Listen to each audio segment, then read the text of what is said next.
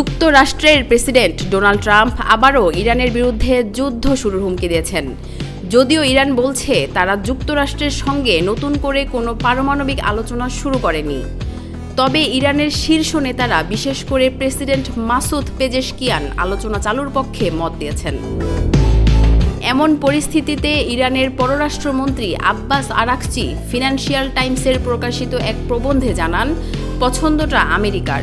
তারা কি কূটনীতিকে বেছে নেবে না ইসরায়েলের প্ররোচনায় যুদ্ধের পথে হাঁটবে।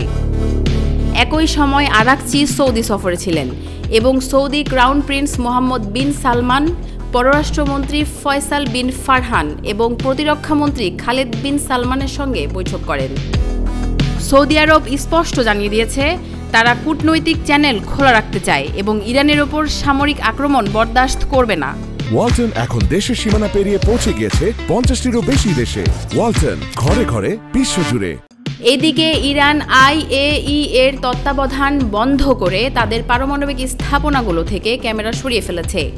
এর ফলে এখন 60% মাত্রায় সমৃদ্ধ 408 কেজি ইউরেনিয়ামের বর্তমান অবস্থা অজানা।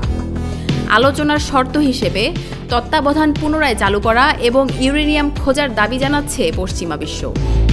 জাতিসংঘ নিরাপত্তা পরিষদে শীঘ্রই স্ন্যাপ ব্যাক ক্লজ চালু হতে পারে, যাতে ইরানের ওপর আবার নিষেধাজ্ঞা আসতে পারে।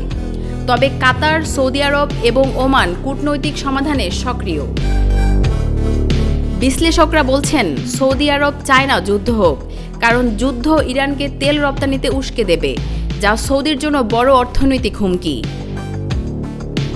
ওপেক প্লাস দেশগুলো উৎপাদন বাড়ানোর চিন্তা করছে, আর এরই মাঝে ইরানের তেল রপ্তানির সক্ষমতা 3 গুণ হয়ে গেছে।